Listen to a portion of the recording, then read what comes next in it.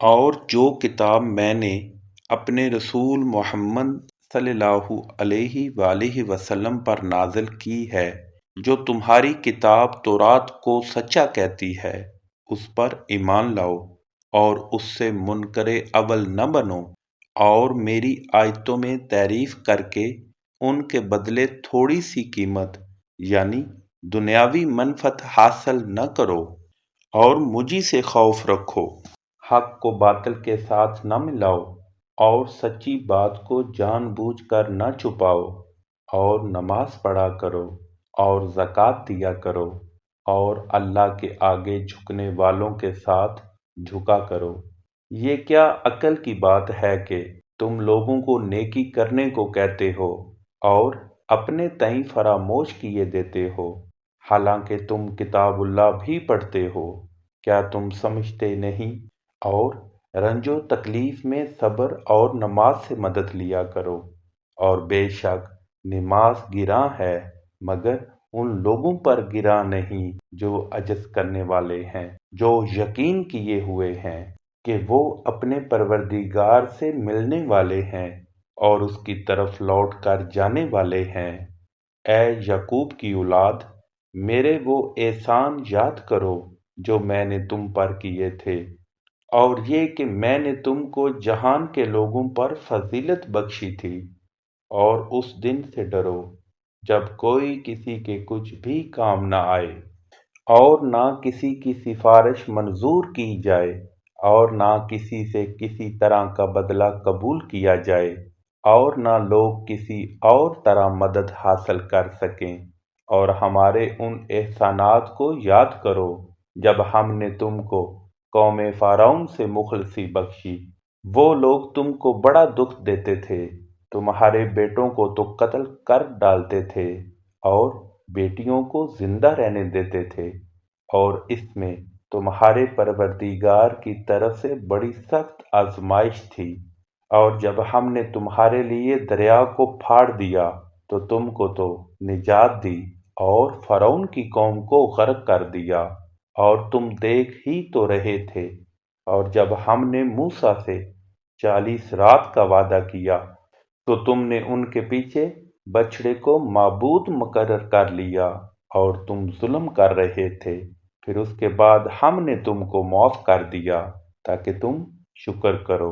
اور جب ہم نے موسیٰ کو کتاب اور معجزے عنایت کیے تاکہ تم ہدایت حاصل کرو، اور جب موسیٰ نے اپنی قوم کے لوگوں سے کہا کہ بھائیو، تم نے بچڑے کو معبود ٹھہرانے میں بڑا ظلم کیا ہے، تو اپنے پیدا کرنے والے کے آگے توبہ کرو اور اپنے تئیں ہلاک کر ڈالو۔ تمہارے خالق کے نزدیک تمہارے حق میں یہی بہتر ہے۔ پھر اس نے تمہارا قصور معاف کر دیا۔ وہ بے شک معاف کرنے والا اور صاحب رحم ہے۔ اور جب تم نے موسیٰ سے کہا کہ موسیٰ، جب تک ہم اللہ کو سامنے نہ دیکھ لیں گے تم پر ایمان نہیں لائیں گے، تو تم کو بجلی نے آ گھیرا اور تم دیکھ رہے تھے۔ پھر موت آ جانے کے بعد ہم نے تم کو از سر نو زندہ کر دیا تاکہ احسان مانو، اور بادل کا تم پر سایہ کیے رکھا، اور تمہارے لیے من و سلوہ اتارتے رہے کہ جو پاکیزہ چیزیں ہم نے تم کو عطا فرمائی ہیں ان کو کھاؤ پیو۔ مگر تمہارے بزرگوں نے ان نعمتوں کی کچھ قدر نہ جانی، اور وہ ہمارا کچھ نہیں بگاڑتے تھے بلکہ اپنا ہی نقصان کرتے تھے۔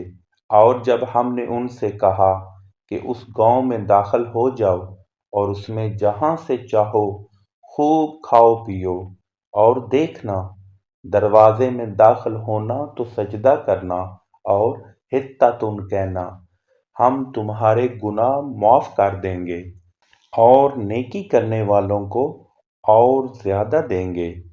تو جو ظالم تھے انہوں نے اس لفظ کو جس کا ان کو حکم دیا تھا بدل کر اس کی جگہ اور لفظ کہنا شروع کیا، پس ہم نے ان ظالموں پر آسمان سے عذاب نازل کیا کیونکہ نافرمانیاں کیے جاتے تھے۔ اور جب موسیٰ نے اپنی قوم کے لیے اللہ سے پانی مانگا تو ہم نے کہا کہ اپنی لاٹھی پتھر پر مارو۔ انہوں نے لاٹھی ماری تو پھر اس میں سے 12 چشمے پھوٹ نکلے، اور تمام لوگوں نے اپنا اپنا گھاٹ معلوم کر کے پانی پی لیا۔ ہم نے حکم دیا کہ اللہ کی عطا فرمائی ہوئی روزی کھاؤ اور پیو، مگر زمین میں فساد نہ کرتے پھرنا۔ اور جب تم نے کہا کہ موسیٰ، ہم سے ایک ہی کھانے پر صبر نہیں ہو سکتا، تو اپنے پروردگار سے دعا کیجئے کہ ترکاری اور ککڑی اور گیہوں اور مسور اور پیاز وغیرہ جو نباتات زمین سے اگتی ہیں ہمارے لیے پیدا کر دے۔ انہوں نے کہا کہ بھلا عمدہ چیزیں چھوڑ کر ان کے عوض ناقص چیزیں کیوں چاہتے ہو؟